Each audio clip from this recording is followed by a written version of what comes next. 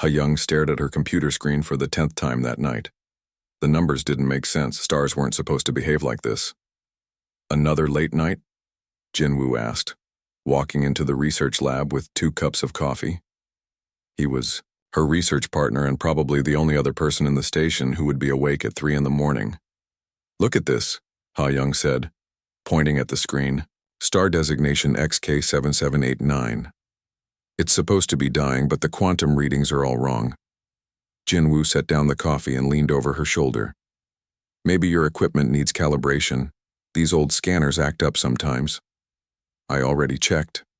3 times. The equipment is fine. Ha-Young took a sip of coffee and continued scrolling through the data. The star's surface temperature matches a dying red giant, but underneath. She paused, frowning. There's something else. Like an echo beneath the normal readings. Stars don't have echoes, Ha-Young. I know that. But this one does. The door to the lab hissed open, and Dr. Kyung-ho walked in. The station director looked tired and slightly annoyed. Ms. Ha-Young, it's 3 in the morning. What are you doing? Working. On my thesis project, sir. I found something unusual. Dr. Kyung-ho sighed. You're a xenoarchaeology student, not an astrophysicist. Leave the star analysis to the proper departments. But sir, this isn't just any star. Look at these patterns. Ha-Young pulled up a holographic display showing waves of energy pulsing beneath the star's surface. These aren't natural, they're too regular, too precise. It's like a heartbeat. Stars don't have heartbeats, Dr. Kyung-ho said, echoing Jinwoo's earlier words. No, but artificial constructs do. The room fell silent. Even Jinwoo stopped, sipping his coffee to stare at her. You think the star is artificial? Dr. Kyung-ho asked slowly. I think something is hidden inside it. Something built by an ancient civilization. Ha-Young's fingers flew across the keyboard, bringing up more data. The quantum signature doesn't match any known stellar phenomenon, but it does match some of the ancient ruins we've found in this sector. Dr. Kyung-ho stepped closer to examine the display. His expression shifted from skepticism to concern. Have you shared this data with anyone else? No, sir. I wanted to verify my findings first. Good. Keep it that way. I need to make some calls. He turned to leave, then paused, at the door. And Ha-Young? No direct contact with the object, that's an order. After he left, Jinwoo sat down beside her. You really think there's something inside that star? Ha-Young nodded. I don't just think it. I can feel it. She pressed her hand against the screen. There's something alive in there. Something waiting. Over the next few days, Ha-Young couldn't shake the feeling that the star was calling to her. She spent every free moment analyzing the data, looking for patterns others might have missed. Human brains were different from those of other species. Where aliens saw chaos, humans often found hidden order. You're obsessing, Jinwoo warned her during lunch. Dr. Kyung-ho told you to leave it alone. He told me not to make contact. He didn't say I couldn't study it. Ha-Young pushed her food around her plate, not really eating. Besides, I found something new. The quantum echoes aren't random. They're messages. Messages? Old ones. Really old. Maybe millions of years. She pulled out her tablet and showed him a series of symbols she'd extracted from the data. I don't recognize the language, but there's definitely intelligence behind it. Before Jinwoo could respond, alarms started blaring throughout the station. Commander Soo-jin's voice came over the intercom. All personnel to emergency stations. We have unauthorized activity in Research Lab 7. Ha-Young and Jinwoo exchanged glances. Lab 7 was where Ha-Young had been working. They rushed to the lab to find it in chaos. The quantum scanners were running at full power, shooting beams of energy toward the distant star.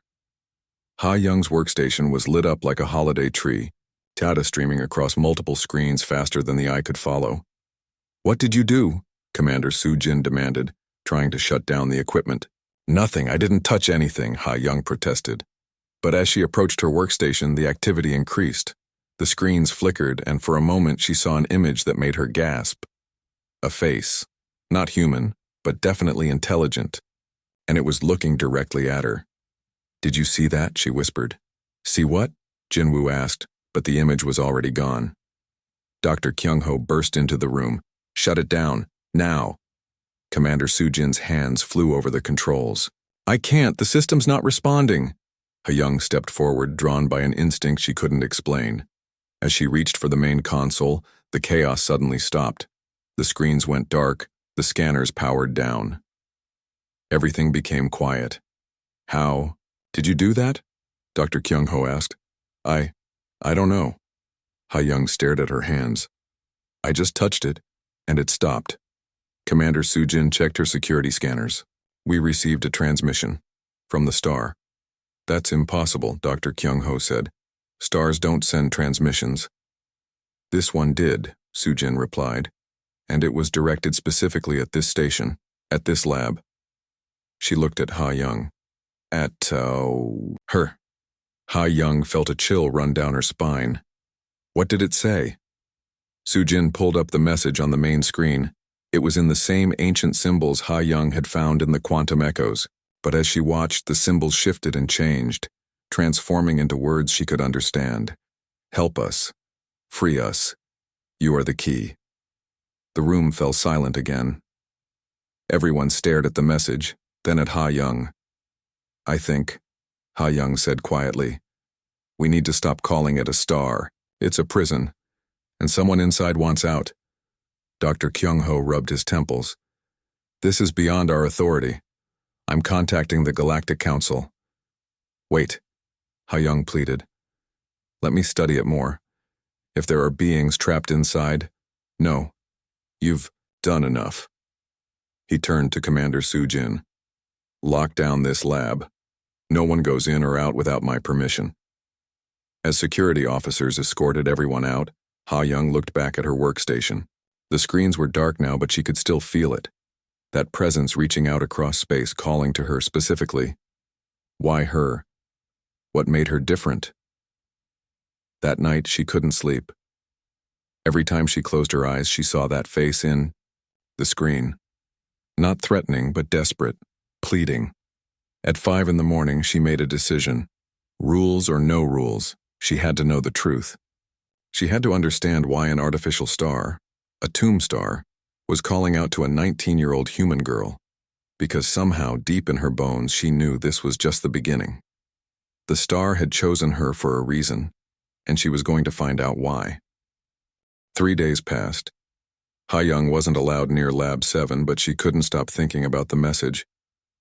"You are the key." What did that mean? Why her? She sat in the station's library, surrounded by old texts about ancient civilizations. Jinwoo found her there, buried in holographic scrolls. "You're going to get in trouble," he warned, sitting beside her. Dr. Kyung-ho said to drop it. "I can't." Ha-young pulled up another file. "Look at this. Every advanced civilization has legends about prison stars. The Zephyrians call them hollow suns. The Markath speak of cages of light. They're all talking about the same thing." Jinwoo leaned closer. "Prison stars? For what?" "For who?" Ha-young corrected. "And I think I know why they contacted me. Humans are different. Our brains work differently." "Different how?" Ha-young opened a neural scan on her tablet. "See this? Human neural patterns. Now look at this." She overlaid it with the quantum signature from the tomb star. The patterns matched in strange ways, like two puzzle pieces fitting together. Jinwoo's eyes widened. They're compatible. More than compatible. They resonate. Ha-young closed the file quickly as other researchers walked by. Human emotions create unique quantum fields. We're the only species that thinks with both logic and feeling at the same time. We embrace contradictions. So maybe that's what makes us the key. The builders of that prison never met humans. We didn't exist yet. But somehow our neural patterns are exactly what's needed to unlock it. That night, Ha-young had a dream. She stood in a vast chamber made of light. Beings made of energy floated around her, their forms shifting and changing. One approached her, taking a shape she could understand, a young man with kind eyes. "You heard us," he said. His voice sounded like music. "Who are you?" Ha Young asked. "My name is Tae Min. We have been waiting so long. Millions of cycles. Waiting for someone who could hear our call. Why me? Why humans?" Tae Min's form flickered. "Your species is unique. You feel and think as one. You embrace chaos and order together. The locks on our prison require this paradox. Only a human mind can solve them." "How many of you are there?" "Millions. My entire civilization. We were peaceful explorers, artists, scientists, but we refused to serve the Empire. So they locked us away, made us into a warning for others." Young reached out to touch him, but her hand passed through his form. "I want to help, but they won't let me near the star. You don't need their permission. You need only to understand." Tae Min's form began to fade. "The connection is already made. You are already changing." Ha Young woke with a start. Her hands were glowing faintly with blue light. She blinked, and the glow faded. But she could feel something different inside her mind. New pathways, new understanding. The next morning, chaos erupted in the station. Every screen, every computer, every piece of equipment started displaying the same message. "The key awakens." Dr. Kyung-ho stormed into the cafeteria where Ha Young was eating breakfast. "What did you do?" "Nothing. I was sleeping. The Tombstar's activity has increased 1,000%. It's sending signals throughout the galaxy. And they all point, here, to you." Commander Soo-jin appeared behind him. "We're getting messages from the Galactic Council. They're sending a fleet. They want this stopped." "Stopped?" Ha Young stood up. "There are millions of beings trapped in there. We have to help them." "We don't know what's in there," Dr. Kyung-ho said. "It could be dangerous. The Council fears everything," Ha Young interrupted. "That's why nothing ever changes. That's why they leave innocent beings locked up for millions of years." Jin Woo grabbed her arm. "Ha Young, calm down." But she couldn't calm down. She could feel them now. All of them. Millions of minds crying out for freedom. The connection Tae Min had spoken of was real. The Tombstar had found its key, and the key was her.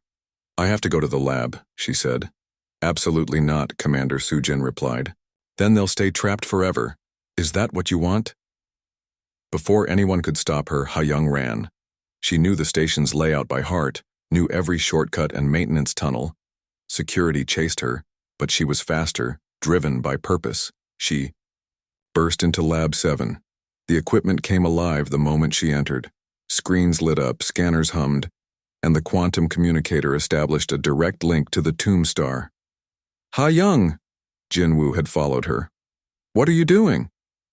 "What I have to do." She placed her hands on the main console. The blue glow returned, stronger this time. The lab filled with light. Images flooded the screens. Memories from the beings inside the Tombstar. Ha Young saw their civilization in its glory days. Cities of crystal and light. Art that sang and danced. Science and philosophy merged into one. Then she saw their imprisonment. The Empire's ships surrounding their world. The dimensional fold that turned their entire star system into a prison. The last free moments before darkness fell. "They didn't do anything wrong," she whispered. "They just wanted to be free." Dr. Kyung-ho and security forces burst into the lab. "Shut it down," he ordered. But it was too late. The connection was complete. Ha Young's consciousness expanded, touching the quantum locks that held the Tombstar closed.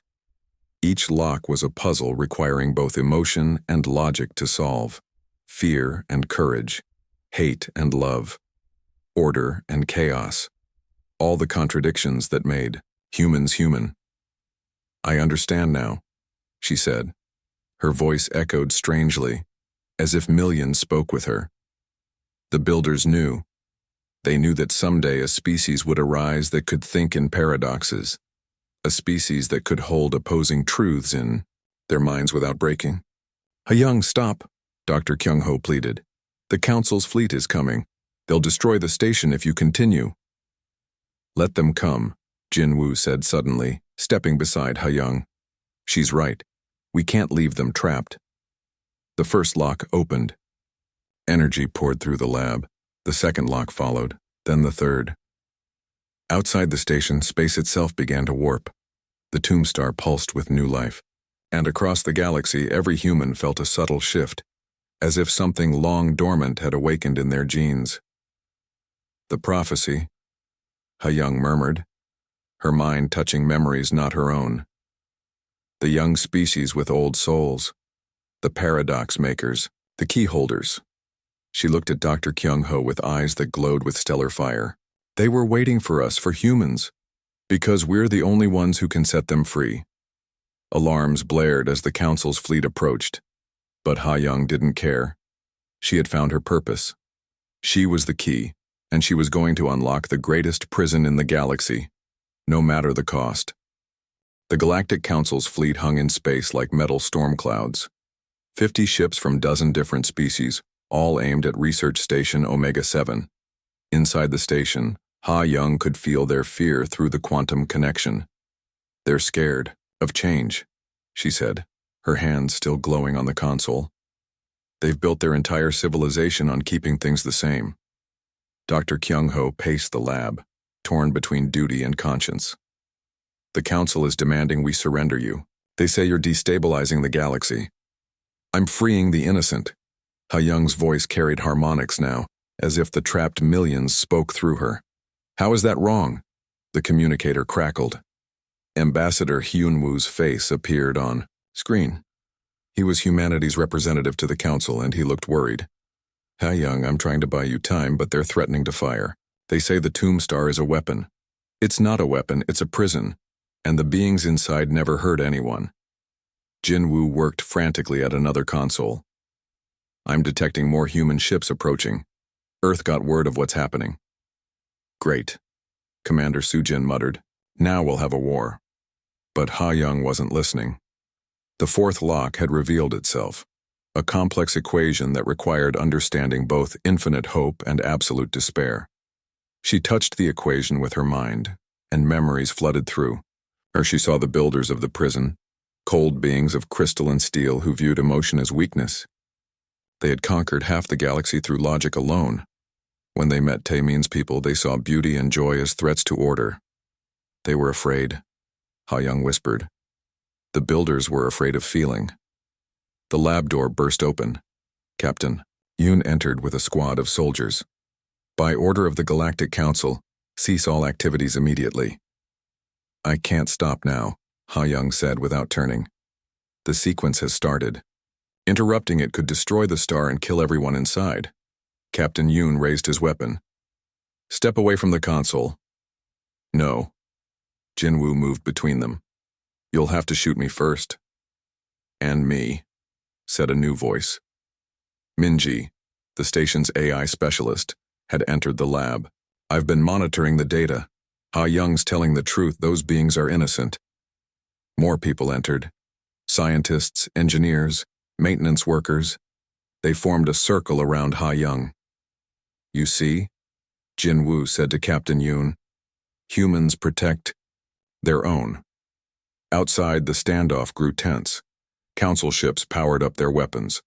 But then, human vessels started arriving.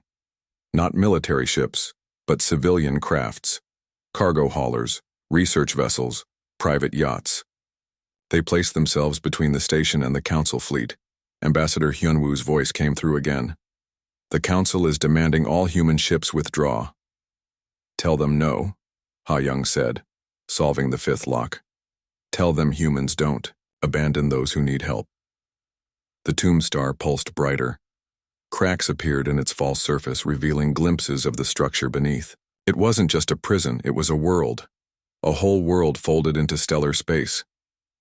Incredible, Minji breathed, reading the data. The compression technology is beyond anything we've seen.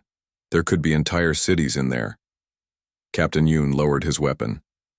My orders were clear, but he looked at the screens showing the imprisoned civilization. My daughter is the same age as you, Ha-young. If she were trapped somewhere, I'd want someone to help. The sixth lock required understanding sacrifice. Ha Young felt tears on her cheeks as she experienced the moment Taiman's people chose imprisonment over servitude. They had been offered freedom if they would help conquer other worlds. They refused. They chose this, she said. They chose prison over becoming oppressors. How can we not help them? Dr. Kyung-ho finally made his decision. Sujin, open a channel to the council fleet. Sir? Do it. The main screen lit up with faces of the council members. The Vordak representative spoke first, his tentacles writhing with agitation. You humans are disrupting galactic stability. Cease this madness. Dr. Kyung-ho stepped forward. No, for too long we've followed your rules without question. But your rules keep innocent beings imprisoned. That ends today. You don't understand the danger. The only danger, Ha Young interrupted, her eyes now shining like stars, is fear. You're so afraid of change that you'd rather keep millions locked away than risk something new. The seventh lock appeared. This one required understanding the paradox of unity through diversity. Ha Young laughed as she solved it. That's why it had to be humans. We're chaos and order, individuals and collective, warriors and peacemakers. We embody the paradox. More human ships arrived. Military vessels now, forming a protective shield around the station. The message was clear. Humanity stood with Ha Young.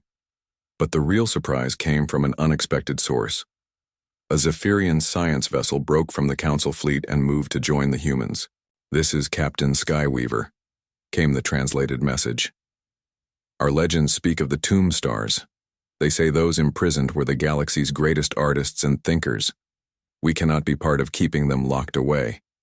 Other ships followed, a Markath explorer, a Bendathi cargo hauler.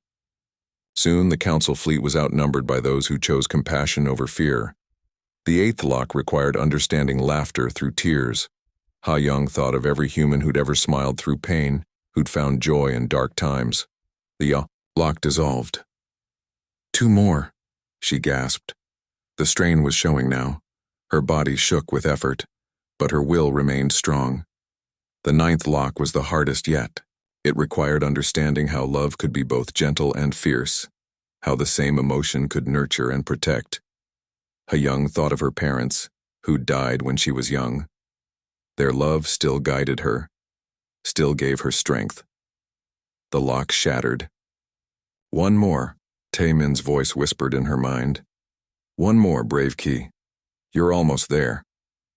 The council fleet began to withdraw. They'd lost.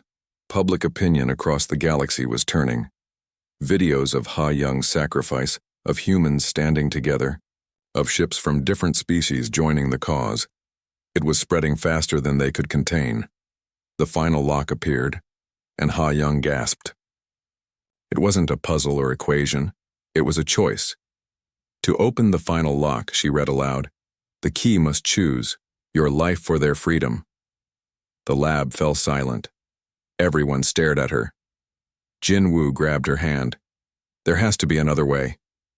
No, Ha Young said softly. There isn't.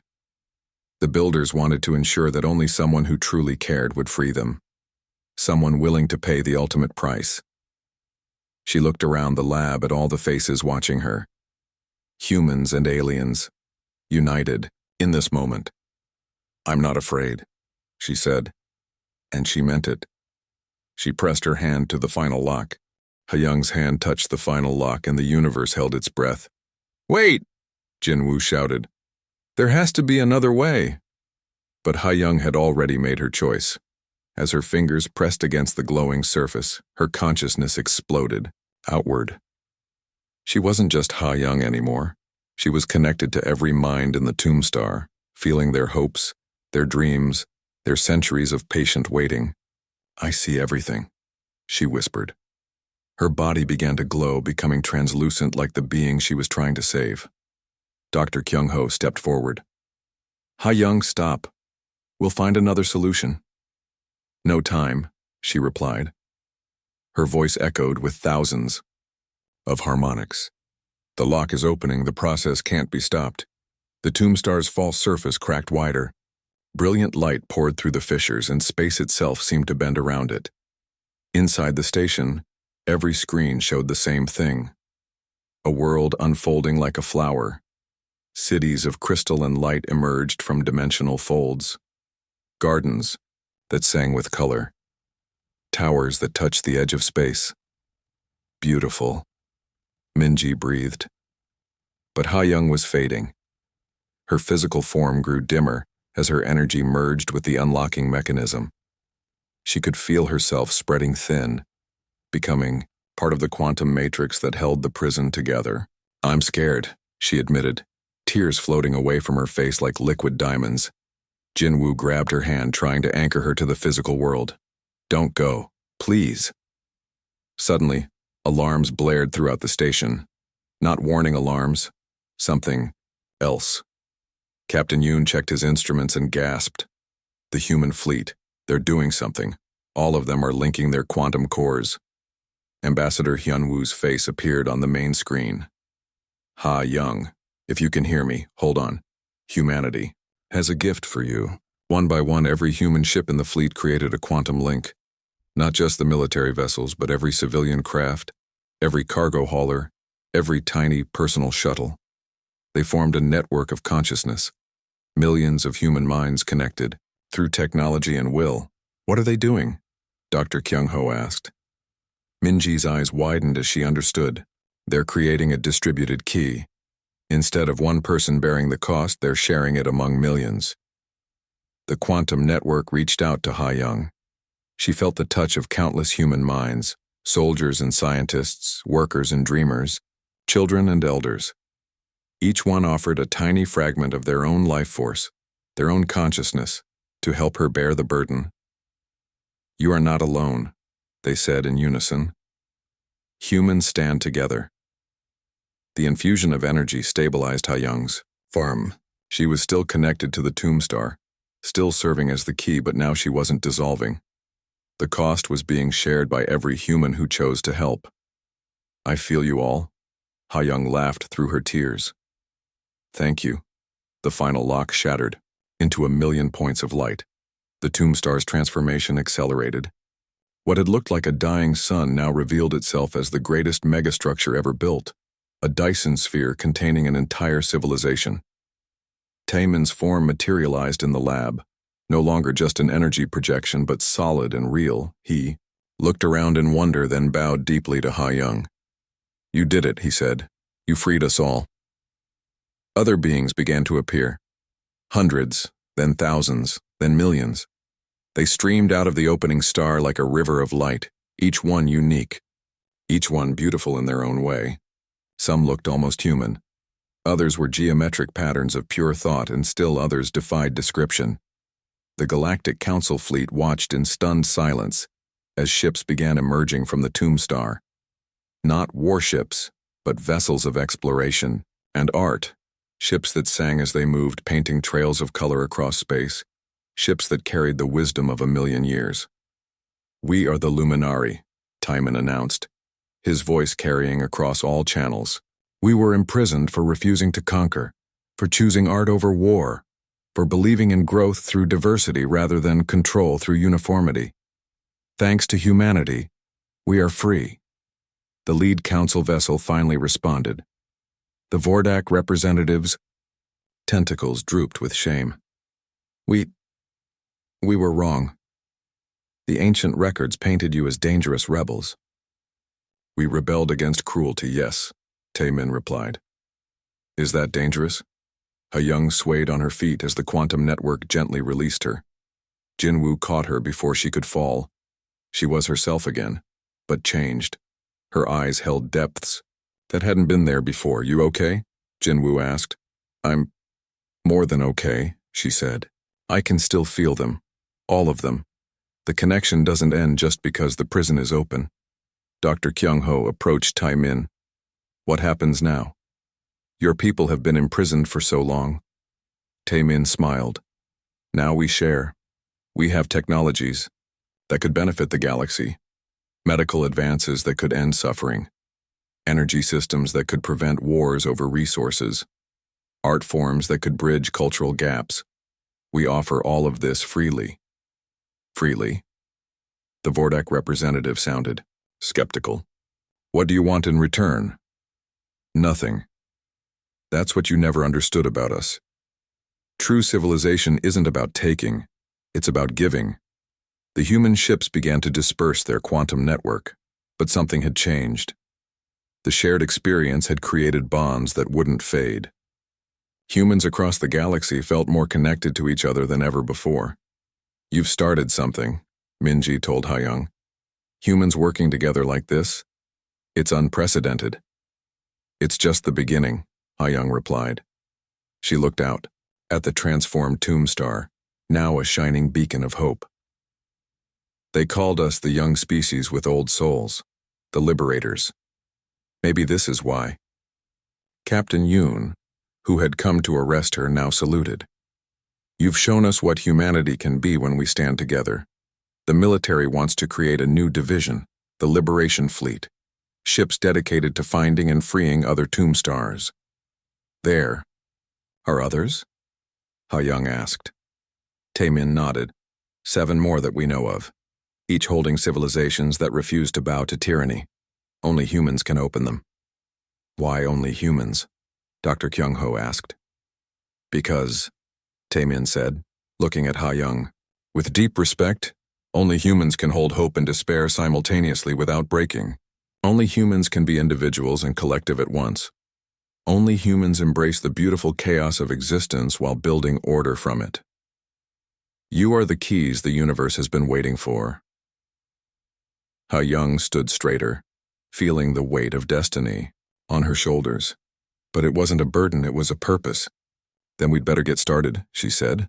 There are others waiting to be free. As news spread across the galaxy, everything changed. The Galactic Council faced demands for reform. Species that had been rivals began talking about cooperation. And humanity, the youngest spacefaring race, suddenly found itself in a role no one had expected. The liberators of the lost, the keys to ancient prisons, the bridge between order and chaos. All because a 19-year-old girl had chosen to listen when the stars called for help. 6 months had passed since the first tomb star opened. The galaxy would never be the same. Ha-Young stood on the bridge of humanity's newest ship, the Key Bearer. She wore the uniform of the Liberation Fleet, but the rank insignia was unique. A star breaking free from chains. Approaching the second tomb star, Jinwoo reported from his station. He was her first officer now, promoted after their success at Omega-7. I can feel them already, Ha-Young said, pressing her hand against the viewport. Scared, hopeful. They'd been waiting even longer than the Luminari. The fleet that followed them was unlike anything the galaxy had seen. Human ships flew alongside Luminari vessels, their crystal hulls singing in harmony. Zephyrian science. Ships scanned for data. Even some council races had sent observers, though they kept their distance. Taemin materialized beside her. The Luminari could shift between physical and energy forms at will. This one will be harder, he warned. The quantum locks have degraded. The beings inside are weaker. We'll save them, Ha-Young said firmly. We've learned so much since the first time. The tomb star ahead looked like a blue giant, its false surface perfect except for the quantum echoes only Ha-Young could fully perceive. She closed her eyes and reached out with her enhanced senses. Images flooded her mind. A civilization of beings who looked like living water, their forms flowing and changing. They had been imprisoned for refusing to reveal the location of other, free worlds to the ancient empire. Their name translates as the Flowing Truth, Taemin explained. They were the galaxy's greatest navigators and explorers. Ha-Young nodded. Begin the connection protocol. All human vessels prepare for quantum linking. This time, humanity was ready. Every human ship had been modified with quantum resonators. When Ha-Young began the unlocking sequence, thousands of humans would share the burden from the start. Ambassador Hyun-woo is hailing us, Minji announced from the communication station. The ambassador's face appeared on screen. In the months since the first liberation, he had become humanity's strongest advocate in the reformed Galactic Council. Ha-Young, the council is watching closely. Some members still fear what we're doing. Fear is what created these prisons, Ha-Young replied. We won't let it stop us from destroying them. She walked to the central console where a new interface had been built specifically for her unique abilities. As she placed her hands on it, the quantum network activated. She felt the familiar rush of connection, thousands of human minds linking with hers. But something was different this time. Mixed among the human thoughts were others. Luminari, Zephyrians, even a few Markath. The liberation movement was growing beyond humanity. Non-human vessels are requesting to join the network, Jinwoo reported, surprised. Ha-Young smiled. Let them in. The more who stand together, the easier this becomes. The first lock appeared in her mind, a maze of contradictions. She had to understand how stillness could contain motion, how silence could be loud. With the network's support, she solved it in minutes instead of hours. Lock 1 open, she announced. Moving to Lock 2. Outside, the tomb star's surface began to crack. Blue light leaked through the fissures, and space twisted as dimensional barriers weakened. The second lock required understanding sacrifice without loss. Ha-Young thought of how the flowing truth had protected others by accepting imprisonment. The lock dissolved. Ha-Young. Dr. Kyung-ho's voice came through from Omega-7, where he now ran the Liberation Research Center. We're detecting something else, another quantum signature. There's something hidden deeper in this star. I feel it too, Ha-Young said. It's old. Older than the prison itself. She pushed deeper, solving locks 3 and 4 with growing ease. The network had become an extension of her consciousness, each mind contributing its own understanding of the paradoxes. Then she found it buried beneath the prison structure was a message, not from the imprisoned but from one of the original builders. I am Architect Zaylon, the message began. If you are reading this, then the keys have finally come. I helped build these prisons, and I have regretted it every cycle since. The Empire forced us to lock away those who would not conform. But I left weaknesses in each design, hoping that someday someone would find them. Ha-Young gasped. The builders weren't all evil. Some of them wanted the prisons to be opened. The message continued. In each tomb star I hid tools and knowledge. Use them well, young liberators, free those we wronged. But beware, the last prison, the 7th star, contains the Empire's greatest fear.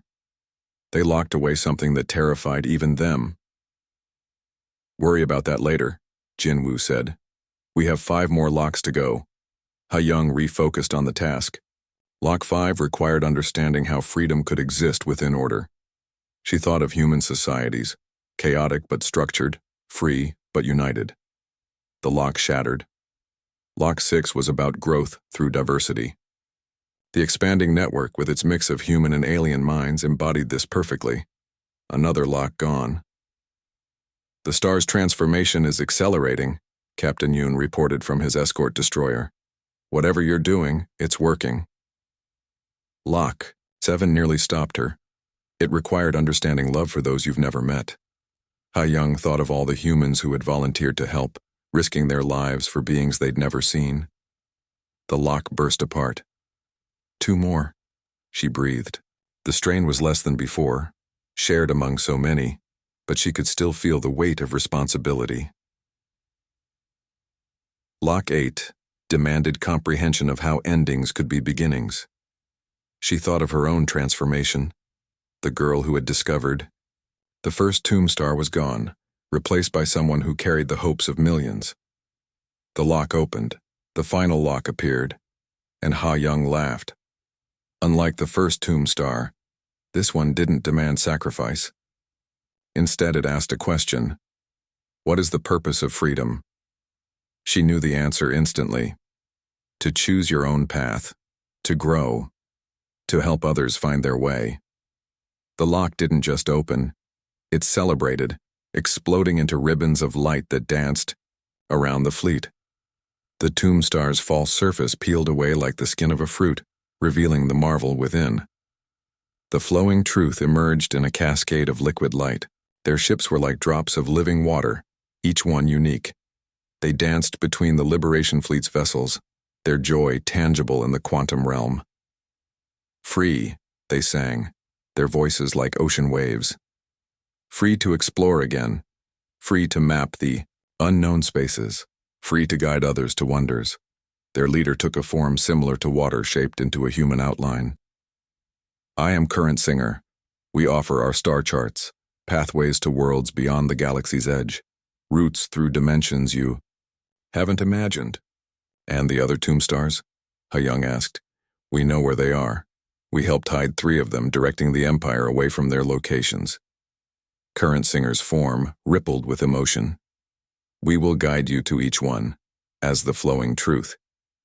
Integrated with the Liberation Fleet, Young looked at the display showing the 5 remaining tomb stars. Each one held a different civilization, the dreamers who could reshape reality with thought, the builders who created life itself, the singers whose music could heal or destroy, the watchers who saw through time, and the 7th star, the one that contained the Empire's greatest fear. What do you think is in the last one? Jinwoo asked. Young shook her head. I don't know, but whatever it is, we'll face it together. Humans and Luminary and Flowing Truth and anyone else who believes in freedom. She looked back at the liberated star, now a beacon of hope in space. 2 down, 5 to go. The liberation had only just begun. A message arrived from Earth. The World Council had voted unanimously. Young was now humanity's official liberator, with full authority to speak for the species in matters of the tomb stars. You've come a long way from that research station, Taemin said. We all have, Young replied. And we have so much further to go. She turned to her crew, human and alien alike. Set course for the 3rd tomb star. The dreamers have waited long enough.